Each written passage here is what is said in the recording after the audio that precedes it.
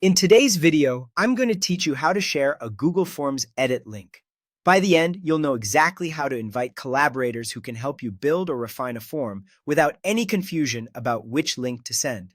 First, open your Google form. You can do this from Google Drive or directly from forms.google.com. Make sure you're in the correct Google account and looking at the specific form you want to share. You should see the form editor with your questions, settings, and the preview options across the top.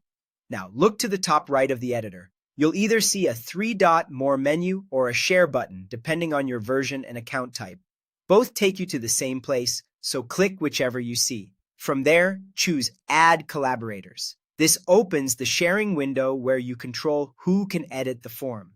In the sharing window, you have two ways to give edit access. The first is to enter email addresses. This is great if you know exactly who should collaborate.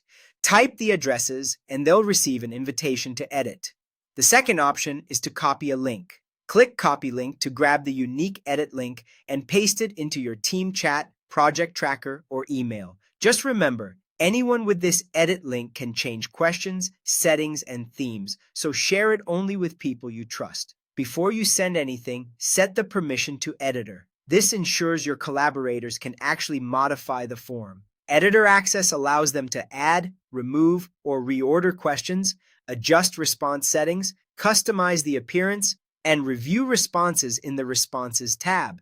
If you want someone to only fill out the form, don't share this link. Send the regular form URL instead. Today, we're focusing only on edit access. Once the permissions show editor, you're ready to finalize. If you added specific email addresses, click Send and they'll get an invitation. If you chose to copy the link, paste it wherever your collaborators will see it.